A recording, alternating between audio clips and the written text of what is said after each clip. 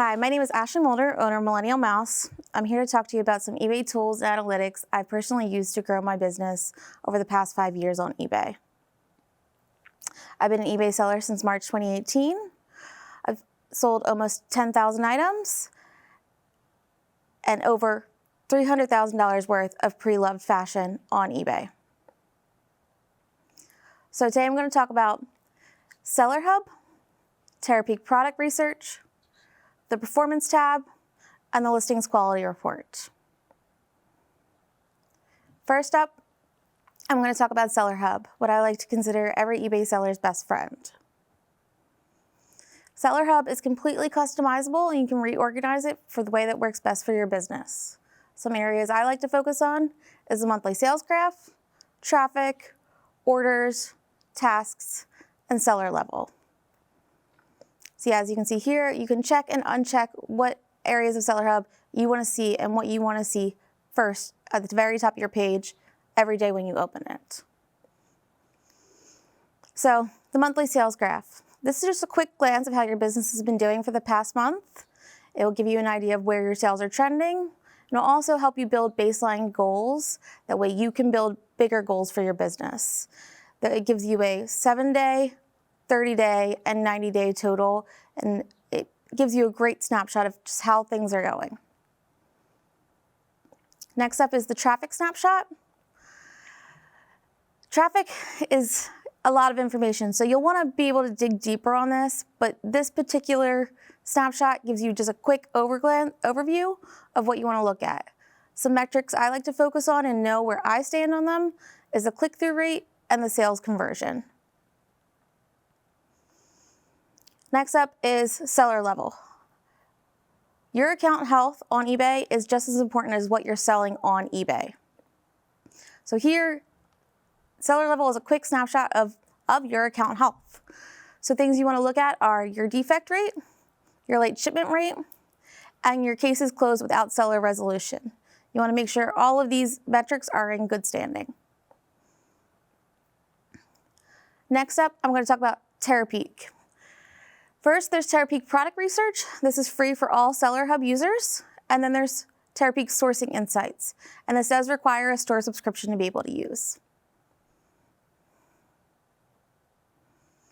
So why use Terapeak? A lot of people say just use eBay search to be able to look up sold comps on eBay. However, Terapeak provides much more information than eBay search. It provides 2 years worth of data versus only 90 days worth of data on eBay search. It will actually show you the actual sold price if best offer was accepted, whereas eBay search only shows you the strike-through price. If you have a multi-quantity listing, it will show you the total sales for a multi-quantity listing. It will also show you the total number of bids for any auctions. And for active listings, it will show you the total number of watchers on any of the listings. So looking at some overarching metrics and trends when you're doing search on Terapeak Product Research. So here is my example using a unfiltered generic search for vintage Levi's 501 jeans. So the first thing to notice is there's a wide sold range of sales prices here. And there's also a very high number of solds. So here you're going to want to think like a buyer and narrow your search down to try and get to a closer number to what you want to look at. So here is an example of a much narrower filtered search for vintage Levi's 501 jeans selvage 90s. So as you can see here, there's a low number of solds. Yes, there is still a wide range for the sales price, but you have the low number of solds, so you know your search terms are right. So here you can go in and look at some of the individual listings to see what makes some of those items more valuable than others, to see that way where you can price your item.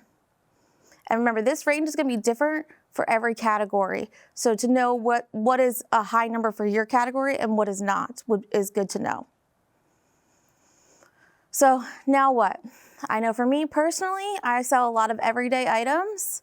So average sold price is a big thing that I look at. It's what I want to know. It gives you the average of all of the sales within that search that you just did. You can also sort by price to see what the trends are. So if there's any unique one-off sales in there that are driving the price up or down, you can look at that to see to maybe take that out of the equation. If you have a unique item, there's not many solds or there's no solds, you can look at active to see if there's any active listings as well to give yourself a comparison.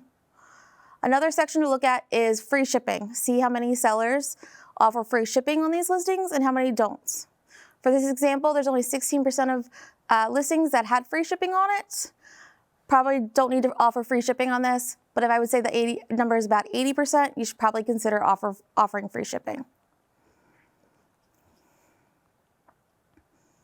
Next up is the Performance tab, and this houses all of eBay's analytical tools.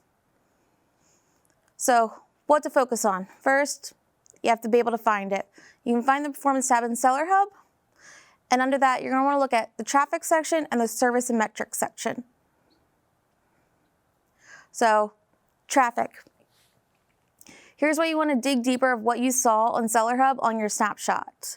You can be able to go in and dig to see where your promoted listings are performing if you do promote your listings, and to see how your traffic is trending versus last year or versus a previous time frame. That way you can see how well your store is performing.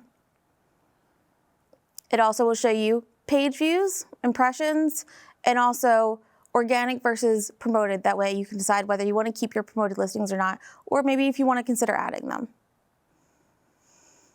Service metrics. As I said before, your account health is just as important as what you're selling on eBay. So service metrics plays a key role in that.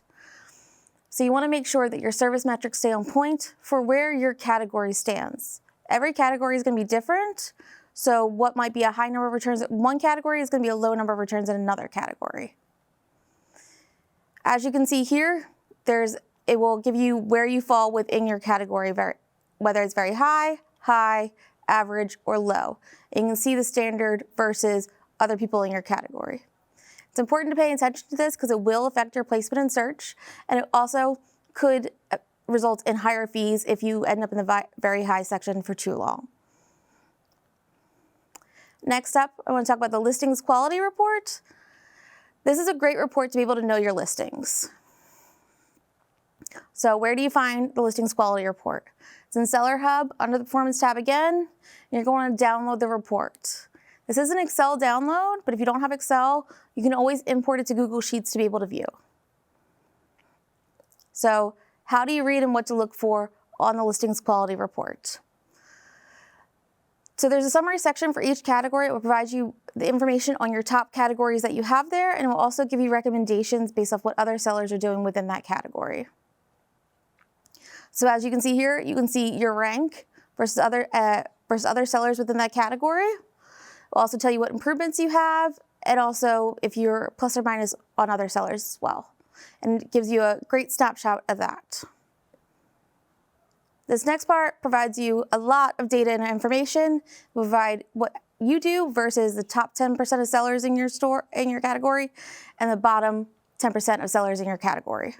Some benchmarks I like to look at are free shipping, promoted listings, return policies, and best offer. So one of my favorite sections to look at here is actually number of keywords in the title. So it'll tell you on average how many keywords you have in your title versus other sellers. And this is good to know to make sure that your title is as optimized as possible. That way people can find your listings. So some key takeaways.